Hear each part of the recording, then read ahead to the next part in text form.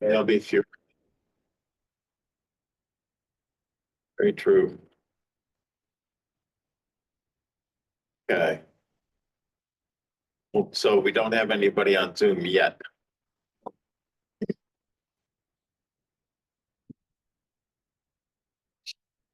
Okay.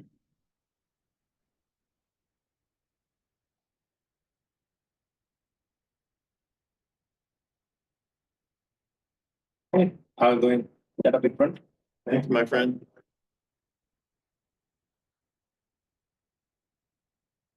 Well, I guess this is a good sign that women signed up for the women's retreat. Yeah. And wait just a couple of minutes. Oh, here we go. Yeah, this is it. The women's retreat wiped this out. Oh, okay. Yeah. Which is good, which says good things about the women's retreat, doesn't it? Definitely. Is that a person? Yes, Oh, there it is. Is it Warren? Who is it? it's Ron and Donna. Oh, hi, you guys. Good. I couldn't tell by the Teton. Is that Tetons? What is that? That was actually Patagonia. It's what? Patagonia. Patagonia? Yeah, that could easily be Patagonia. That could easily be Patagonia. yeah, it was. All right. We're home with a sick cat. Oh, I'm A sorry. sick dog, I mean. It's a dog. You're not sure if it's a dog or cat? No, it's a dog, but I'm not sure that she's gonna make it for the next few days. So Oh, yeah. Should have a prayer session. Okay. Okay. Hey, we're all set. That's Ron. Yeah. They have dogs, they don't have cats. Okay. One of them's not doing well. Also, he's taking transit. Yeah. Is Donna there or is she on retreat? no, she's here also. She's the main veterinarian with the I dog. get it. Yeah. That means she cleans up the messes. So Oh, that's wrong. Okay. All right, we'll get started. So what we're doing is we're finishing up on historical Jesus. So what I wanted to do is take a long look, kind of from 300, maybe a high look to 35,000 feet, and cover just a little bit of what we've covered, but ask some questions as we go. So let me just start taking us back to 325 AD and Emperor Constantine, who decided that after Emperor Diocletian tried to get rid of Christianity and utterly failed, because when you've got a religion where the founder that gives his life for the faith, it just breeds something into it that makes it survivable and sustainable. So there was that, and Constantine recognized that. Perhaps he was, converted, who knows. So he becomes emperor in 306, actually. And by 325, that's when he summons bishops, because he's been almost like, what? There he is. 20 some years, almost 20 years, he's been emperor. And that's when there's arguments among this fledgling Christianity, of which there are different kinds all over the Mediterranean world. There's no consensus about who Jesus really is. Some of them, he's totally God, and for others, he's a total man. And then there's the mishmash in between, as people come up with all kinds of philosophical ideas. So he invites the bishops to a conference real close to where he is, in Nicomedia, I guess. I'm not sure exactly how to say that. Maybe that's right. But he invites them to Nicaea, which is really close to his capital city. And he wants to get there. He wants to be at this conference in person when he can. But he pretty much sets these people up and says, well, there's Dan. Please figure out, with this Jesus thing. I don't care if he's God or you decide he's a human being. Just, settle it. Make sure there's a test for correctness, and make sure that I'm the number one agent on earth. And everyone bows to me. And they cut a deal.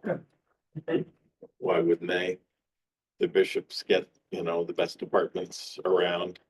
And that's how that works. I'm very jaded and very down and dirty.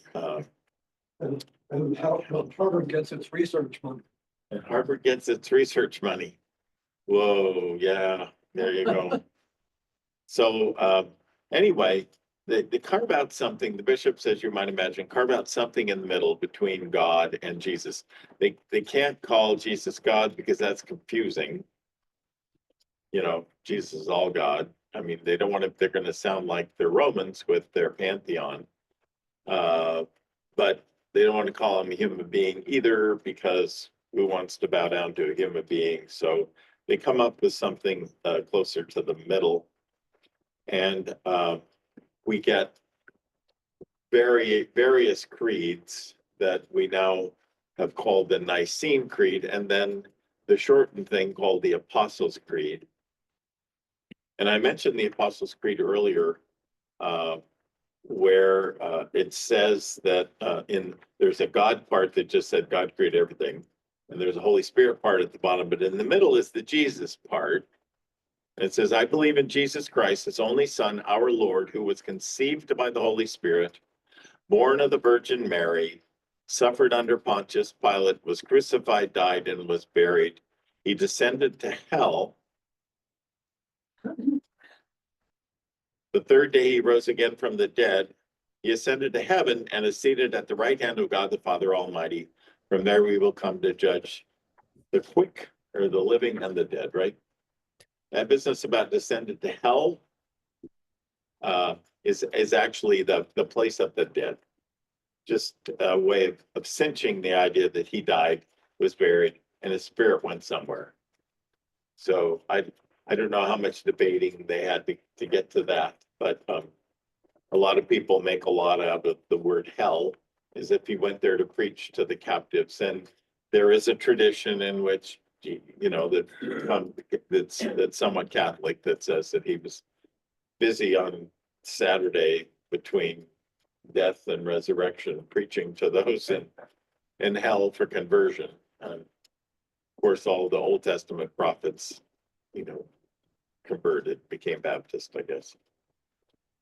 Anyway, so as I made a point here in the first or second meeting we had, that there is that comma in the Apostles' Creed between born of the Virgin Mary and suffered under Pontius Pilate. And the question is, what's between those two things? Because there's an awful lot left out, right? And what we've been talking about in the last 4 meetings has everything to do with what's between born of the Virgin Mary and suffered under Pontius Pilate. What can we believe about Jesus? What, in fact, did he actually do? What's missing? So I wanted to throw that out there to begin with, and just get some of your input, and then give an example of someone else who had an interesting encounter with his own story. So what do we want to say? What do we believe goes after that, or between the born of the Virgin Mary, suffered under Pontius Pilate? Can you give an example of what you're thoughts? Oh, I'm sorry. I'm not being at all clear. So Jesus, between Jesus's birth and his death, what do we really think happened in his lifetime? there are people who don't even believe Jesus fully existed, that it was all a story that was woven together from many strands. Some people, again, we're talking about, is Jesus fully man or fully God? This discussion goes between, did he really exist? Was he a fictional character? To, gosh, did he walk on water? Yes. Et cetera, et cetera. Warren, were you saying something? Okay. Well, Warren, did you interject? Yes, not. I coughed. You coughed. Oh, okay, sorry there. All righty. I mean, there's a body of teachings. I spent a lot of time last week talking about how I believe that not only was he alive, he taught, and part of his teaching was subverting conventional wisdom. Marcus Borg says there's no way that he wasn't viewed as a healer. That's probably why he came to the attention of the peasantry in the first place. People in the first century, there was a plethora of people who itinerated themselves as healers or miracle workers in the first century. And his notoriety probably has something to do with at least the belief of the people that he was effective in that area. Whether he made the blind see or not is an interesting question.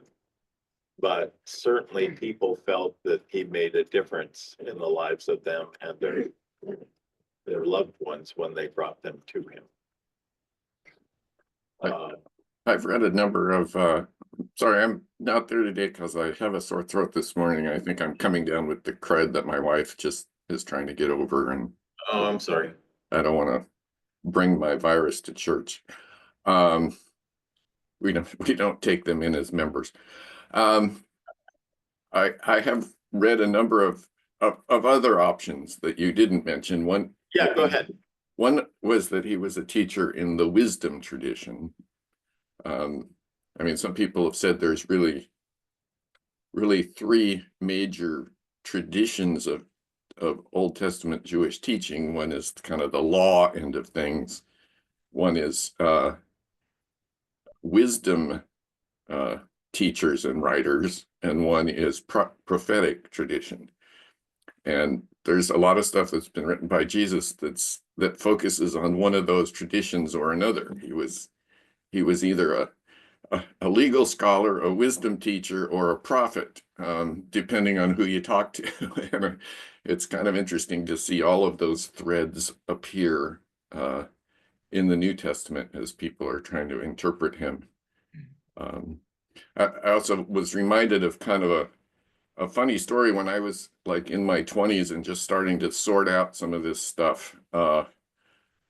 We had one time at church, we were sitting in a Sunday school class like this, and we had a visitor from India who had been raised in a very clearly, the Christianity is the missionaries brought to far-flung parts of the world were quite atonement theology focused. I've kind of gotten sense. So I made a comment in class that, I was well into my 20s before it ever occurred to me to ask the question, why was Jesus killed? Which I find is a good place to start with the question of who was he, Right. Well, they killed him. Why did they kill him? We don't ask that in the evangelical tradition. We don't ask that. And this woman from India said, well, he was killed because he was the Son of God and he had to die to save us from our sins. So a very Apostles' Creed answer to my question. Right. Okay. Let me then give my example that I find kind of interesting. I heard of this story several years ago, and I only, I'm revisiting it now because I think it pertains to our conversation. And it's information about a man named Kit Carson. Have y'all had some instruction in the life of this man? What do y'all know about him? Anything? What words can you throw out about Kit Carson? Any idea where he was from? Just a cowboy, okay. Anything else? A showman. A showman, okay. You're the second person that said that when I brought this up in company. That was Buffalo Bill, Yeah. but that's interesting. Kit, that's an interesting reflection. Anything else? Buffalo Bill is defunct. There's no question about that, yeah. Be a guy. A guy, there you go, there it is. That's absolutely, that's spot on. We do know that. There is an historical Kit Carson, but there is also the non-historical Kit Carson who died for our sins, kind of. Yeah, I'm getting looks, but that's okay. Let me tell you what I'm talking about. So there's a wonderful book by a man named Hampton Sides called Blood and Thunder. And Blood and Thunder is actually two words to describe pulp novels written in the 1800s about figures like Carson and Buffalo Bill and Annie Oakley and any number of Billy the Kid. Yeah, exactly. A lot of these things, not even based on the most rudimentary facts about their lives. I mean, these were authors who never let facts get in the way at all. Sort of like the world we're living in now. Anyway, let me read a little bit about him and give you well, you'll get the idea why I'm bringing this up as we go. Christopher Houston Carson, better known as Kit, more than anyone except perhaps Lewis and Clark, opened the American West to our imagination and shaped its image there, leaving his cobbler's bench in Missouri, where he made leather saddles, to head west at the age of 14. He hunted, trapped beaver. He said his happiest years were trapping beaver.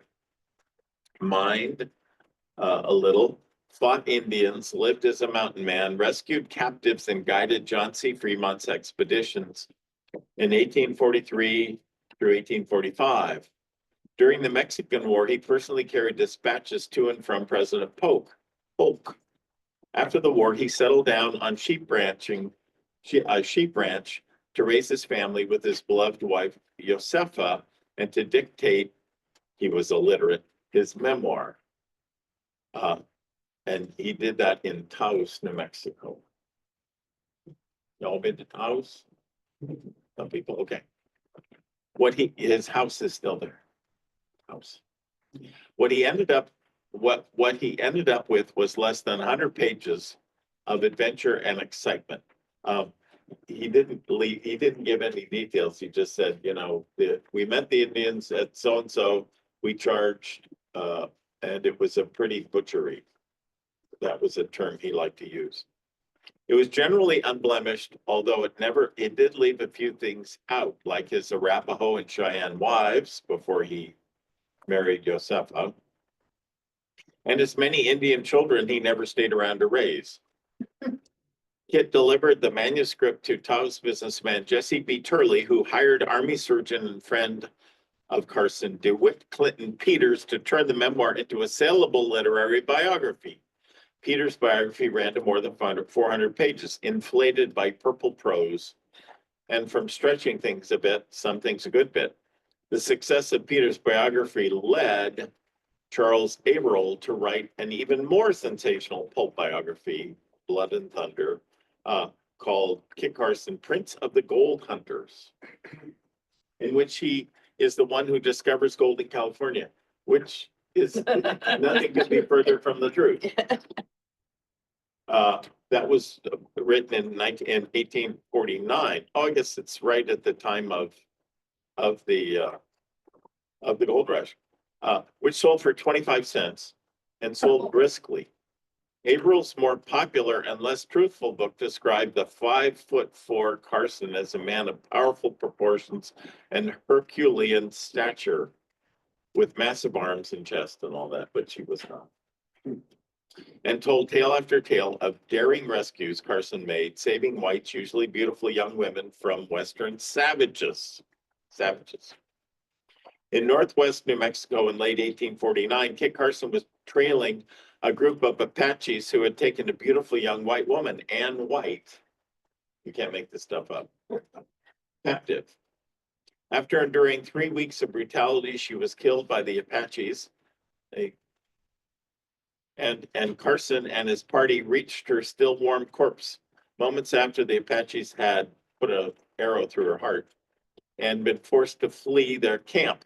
Rummaging through the possessions Ann White had with her, Carson found a copy of that biography by Averill and the hope of rescue that it promised. He felt gut shot. He wasn't the source of lies in the book. He hadn't authorized or profited by their telling. Yet the notion that Mrs. White suffered those 3 weeks expecting his rescue haunted him. I've often thought that as Mrs. White read the book, knowing that I lived nearby, she often prayed for my appearance and that she would be saved, he confessed. When Kit Carson was officially offered a gift of Averill's biography, he said it should be burned. So Yeah. are you reading from another author's Yeah. book? Somebody's review of that, Okay. yeah, of Hampton Sides book. Yeah, you're right. It's kind of a mess that way. Yeah, it was interesting. He was late in his life, living with his wife, and the army says there's a woman who's been kidnapped along with her servant girl and her 1-year-old daughter. And they've been spotted. You ought to go find them, help us find them, because he was the best tracker around. That was understood. So he goes and does that work, locates the party, but he's not the head of this party. It's an army lieutenant who's green, who knows nothing, and who gives away their position, which means the Indians are hightailing it out, and they know that they want this woman, and so they kill her. Yeah, that's what. But I love the idea. What would it have been like? Here's my question: what would it have been like had Jesus read the Gospels, all 4 of them? I wonder what it would have been like for him, if it would have been similar to having this book called Kit Carson, Prince of Gold Hunters, read to Kit Carson in his lifetime to his face. Warren, have you read any of this material?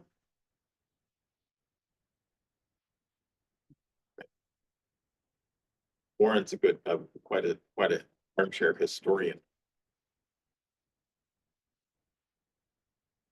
Well, which of the, in your opinion, what is inflated? What are the stories about Jesus that being inflated and inaccurate? What I mentioned was, yeah, the story of like him being walking on water Right. seems a good one. So that's a good segue to something that's actually worth discussing. This is absolutely new material to me. This is a book called Miracles and Wonder. Not Miracles and Wonders, but Miracles and Wonder, the Historical Mystery of Jesus by Elaine Pagels, who was well known having written something called the Gnostic Gospels, and also the Origin of Satan. That book I know we have in our little library. This is, I think she might be retired from teaching at Princeton. She'd be in her early 80s, I think. And this is her summing up of a life of studying the life of Jesus. And there's something in here that I think is very helpful. So I'm going to read a little bit of this. I just got this book on Thursday. It's only been out a matter of weeks, I think, actually. So you got fresh material here that I'm bringing to the class. She talks about how there's a lot, any scholar of the Bible sees or should be able to see that that there's a lot of details in the life of Jesus that mimic things that happened in the Old Testament, particularly around the life of Moses and the people that Moses led, like his 40 days, his 40 days in the desert mimic the 40 years of the wandering of the people in the desert in the book of Exodus. Question. Yes. So in the Jewish tradition, my understanding is letters have numerical significance, and certain combinations of numbers, certain numbers are considered, I don't know, I don't want to say holy, but you see the patterns repeated over and over in the Bible of like 40 days for how many, what was it, 30 coins, something like that, sorry, I don't remember more about that, but I just remember that is a thing. I'm not a scholar in that at all. I don't know if that's more later teaching that comes from later Judaism and the Kabbalah, which is more mystical. It very well may be, though I'm sure if there's code in numbers, it probably goes back to some degree. Let me talk about some things that we do have a better grasp on. And I'm going to read a section from this book about a story that helps us understand if something may not have happened in Jesus' life, why it found its way into the Gospels. So here it is. What meaning might hide in all these strange stories from Jesus's life? Let's consider the weirdest story of all. When Jesus encounters a naked man screaming in a graveyard and drives a horde of demons out of him into a herd of pigs, who stampede and drown in the sea. You all know this story, right? The Gerasene demoniac. Right? That's the man. He was in a graveyard, and he was chained, and he was out of his mind, and he has a confrontation with Jesus. Who could possibly find meaning in this story? Nearly no one, I suggest, except Galilean Jews, who, like Jesus, lived under harsh Roman occupation. The Romans exacted exorbitant taxes, crucified thousands of Jews, and wreaked havoc on defenseless people. Especially hated was the 10th Legion, an elite military corps that Caesar Augustus, had ordered into Judea around 4 BCE to put down a Jewish insurrection after Herod the Great had died. There were 2 Herods, Herod the Great and then his son Herod Antipas. So Herod the Great dies in 4 BC and there's a rebellion.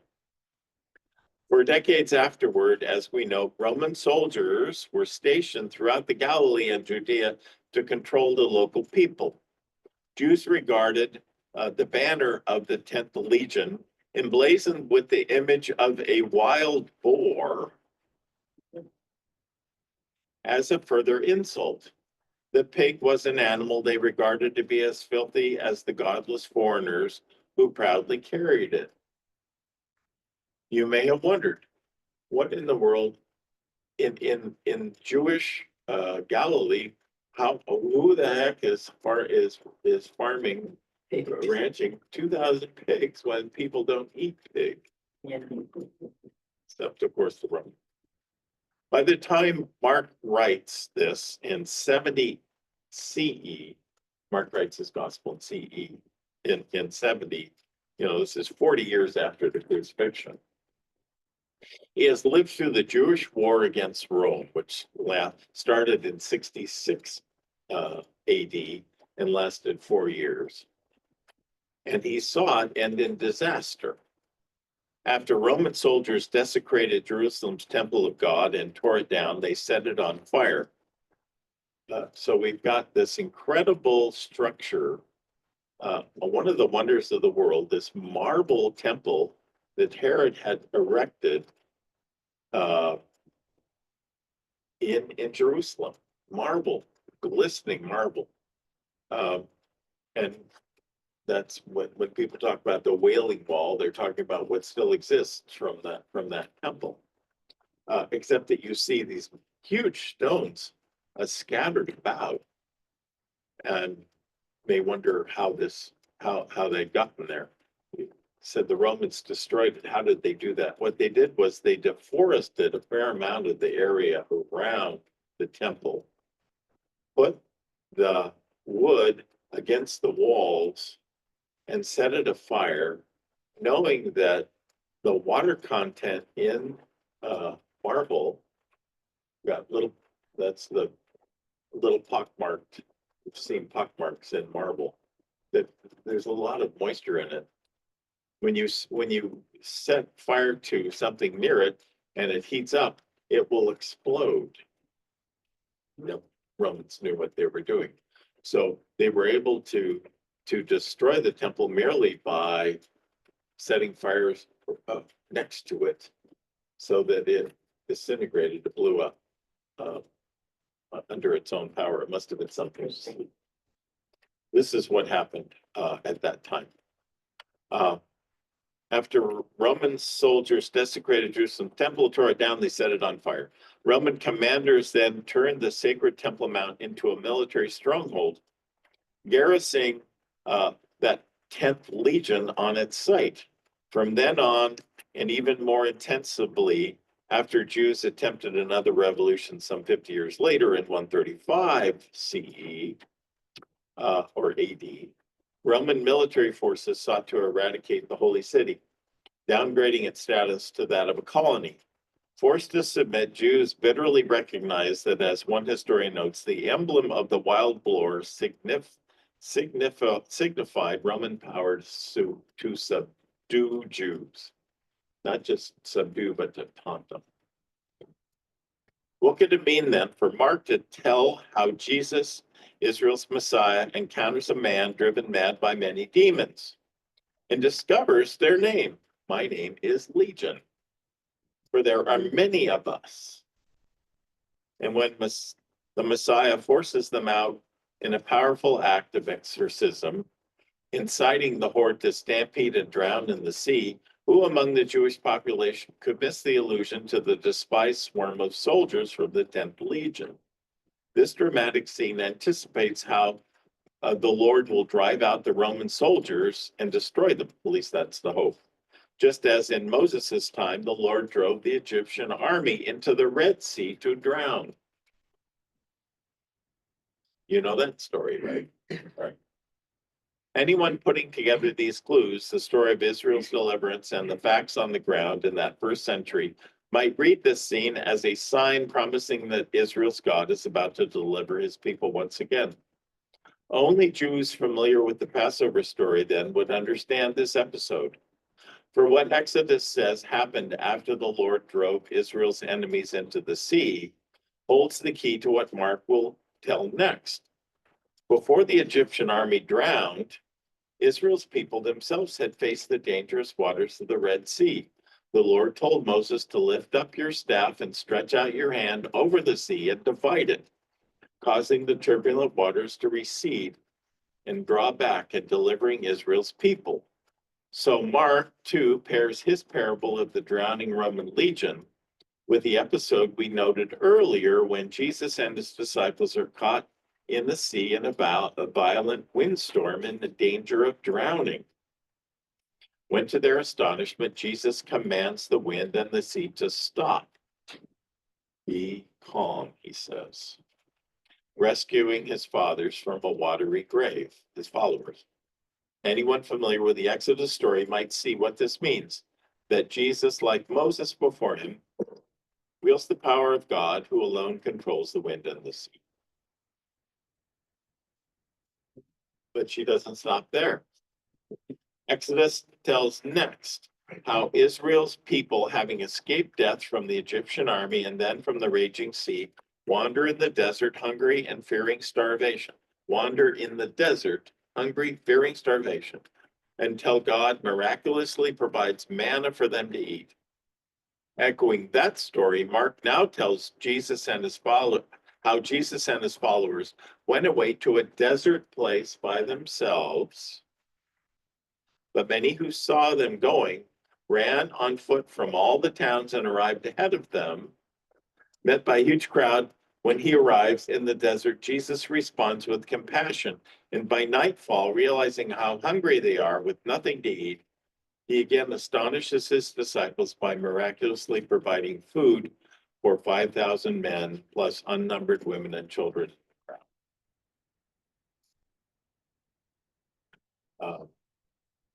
So she puts together all of that, saying, Mark's talking to a Jewish population, trying to communicate to them in terms they would understand, the stories that they love. That Jesus is very like a Moses and should be understood as a Moses. So are you saying then that Jesus was a kind, empathetic, caring person who did some of the miracles, but not a lot of the others, or? Right. I think we want that's well said. I think that's probably it. That my sense is, and I kind of think Mark's probably correct. There was some healing going on. Did he drive demons out of the man in the graveyard who was chained to gravestones? No. Though I could see why that story would be used by someone like Mark to communicate 40 years after Jesus's death, how relevant he is in his time and what he may promise beyond just having lived 40 years before and having been renowned then. Here's something that Elaine Pagels says in her conclusion. Let me see. As I reflect on this project, what fascinates me is not only the historical mysteries my book seeks to unravel, but the spiritual power that shines through these stories. This passionate, charismatic first-century rabbi interpreted the Genesis creation story that, quote, God created humankind in his image, unquote, to mean that every member of the human race has sacred value. Other moral teachers like Plato had recommended helping people in need, but only people of one's own status. Certainly not indigents or the poor or people enslaved. And other rabbis of Jesus' time preached, as he did, the scriptural injunction to, quote, love your neighbor as yourself. But instead of focusing such charity primarily on other Jews in his community, as J.D. Vance would, he shocked his listeners by urging them to lend compassion and practical help to anyone who was sick, in prison, or hungry, to a disgraced and ungrateful son, or even to an enemy. Is this what extended his reach so far beyond his own community and even to ours today?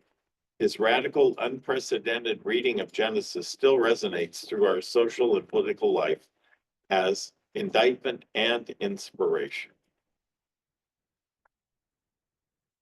That's the point. I want to add one comment to that, because one of the things I've really come to appreciate, partly through Jesus Seminar people and other folks, is that the Roman culture was extremely hierarchical, stratified caste system, and you were whatever you were born to be, and you didn't care that much about people below you on the list. And if you really put that slide over the top of what you read in the Gospels, you find Jesus over and over and over again challenging that system. And we don't see it unless you're looking for it. And Yeah. one of my favorite examples is when Jesus says, well, consider the lilies of the field. You know, they neither toil nor spin, yet even Solomon in all his glory was not arrayed like one of these. And if you look at the hierarchy, who's at the top? The king. Who's at the bottom? Plants and animals. You know, and so in that statement, Jesus is not just like comforting his followers, he's turning the hierarchy completely upside down and saying these things at the bottom of the list were more beautiful than this guy at the top of the list. Right. And when he talks about it, if in fact she's right, and the story of the Gerasene demoniac is a petition against the legion that is occupying their territory, you see, you know, how close to the ground that is. We're not talking about, you know, some Roman emperor off in Rome, a lifetime away, place they'll never go, but something right with them that is has its literal boots on their necks. And right out of that comes these subversive stories, trying to empower or at least encourage people who feel taken advantage of royally, so to speak. So hope that answers some questions. Yeah. So just to ask another question about our author. Yeah. What is the kind of the genesis of our story that these writers of Jesus' life in the New Testament are just pulling stories out of basically the Old Testament, out of the old Jewish traditions and stories, and then refurbishing them up to be about Jesus? I think probably they didn't do it out of nothing. I think there was a body of clearly a body. I mean, we're sure that there were a body of sayings left behind. We have one example, the Coptic Gospel of Thomas that I talked about several meetings ago. So we know there were lists of sayings. There probably were many. We only have the one. There also were clearly stories about his life that pre-existed or that circulated. And as I said earlier, you know, there were those who traveled with him who probably would have heard at least his teachings and his parables over and over again. And, you know, there must have been, I'm imagining lists of, if there were lists of wisdom sayings, there probably were lists of miracles. And there very likely were things about demons being driven out of people. So there must have been enough material for somebody like Mark, whoever Mark was, to extrapolate and make these connections with the Jewish stories everyone had grown up with. Again, it wasn't out of nothing, but it probably wasn't a specific, I mean, it might even have been some specific guy who has the demons driven off him after having been hanging out in a cemetery. it's a random story if that's all it is. You tie it to the Exodus story, if you give abundant meaning to it, you inject it with deep significance that is in fact subversive. Well, thanks for hanging in there to the end. Gonna be. Questions and answers. What's that? More questions than answers. That's right, more questions and answers, but I think some really important. I mean, I stand by, if I was to write anything myself, I'm not a PhD in biblical studies, but I would love it to write up the business about his subversion of conventional wisdom. I think that's fascinating. If I could say one thing about Jesus, I know it's that he understood that quote from Juvenal I used last week, that there's nothing in, what was it? Nothing in nature. I forgot the quote, darn it. I should keep that in my brain. But nothing in nature disagrees with real wisdom, something to that effect. So anyway, maybe you're ready for Sunday. Yeah. Yeah, so what we're gonna do for the last 4 weeks of Sunday Starter, starting next week, is we're gonna talk about Christianity and democracy from Oh, yeah. several different angles. So that's what's coming up. We haven't gotten the publicity out about that yet, but if you could give that a 1 sentence in announcement time this morning, Scott, that would be great. We'll get something. Next 4 Sundays, Sunday Starter, different takes on Christianity and democracy. Right. Okay. And we'll I'll get something to you for the newsletter too. Okay, thanks. That's good. Well, then I'll do likewise. Larry, how's your garden coming? Well, I'm not sure what we do with this. I have a lot of clover, which is what I planted. I mean, but I didn't plant it until like the very beginning of March. Oh, And so only up about this high. But you know, it'll still be helpful. so what is the best time to plant clover? After you clean up your garden in the fall. Yeah. But like, apparently Robin, planted some in the children's garden, and it's like that tall. Yeah, yeah. Is it's still okay if then just dig it in to chop it up and dig it in, or do you Yeah. pull it, or what do you do? Well, so the big thing about clover is, or any legume for that matter, is that they have nodules in their roots that have bacteria in them that pull nitrogen from the air. So once that's where the main benefit is, but then of course there's the benefit of chopping up the part of, yeah. And it's just a mulch, but yeah, I mean, it doesn't matter how big it is really when you chop it up. It's just, how. I would love to see at least some of the bloom, like the one that in the garden, in the children's garden, because it's The such a pretty. children's garden looks really cool right now. Yeah, With the way that Robin intermingled the clover with the peas, I think right, that's so yeah, clever. yeah. Yeah. Hey Claire, before I go, do you know who got all of the stuff going in there this morning? Was it Moses who came in and I have no idea. set things up? Yeah, I kind of walked in about 5 minutes late, so. Okay, King, you don't know either. No. It was probably Moses, because I guess Kathy's probably at the retreat. So, He's at the retreat, yeah. Actually, Moses was walking down the hall when I came in, so. yeah, okay, so yeah, somebody needs to turn off the recording and shut all that stuff down. I will assume he's planning to do that, but you might check with him on your way into the sanctuary. Okay, we can do that.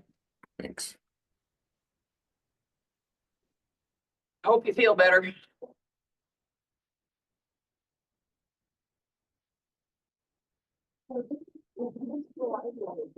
Yes. Yeah, there should be some good stuff in there.